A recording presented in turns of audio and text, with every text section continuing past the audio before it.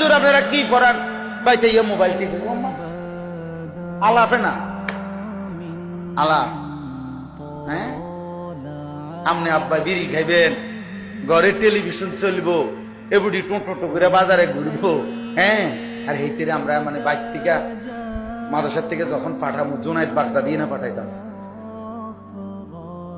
বলেন।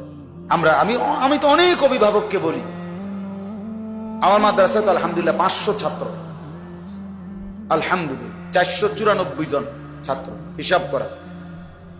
আমরা তো শিক্ষক, আমরা তো সবার শিক্ষক। আমরা যদি 3 মাস টানা মাদ্রাসায় রাইখা 5 ওয়াক্ত নামাজ পড়াইতে পারি, মেসওয়াক করাইতে পারি, একটা সপ্তাহ তার মা বাবার কাছে দিলাম, কোন অন্যের কাছে তো দিছি না মিয়া, আপন মা বাবার কাছে দিয়ে আসলাম, পাঠাইলাম। আমনে বুঝি 6টা দিনও তার নামাজ রোজার খেয়াল রাখতে পারতেন না? আপনি কি সিরাটা চাবান, কি ঘাস কাটেন মিয়া? হ্যাঁ,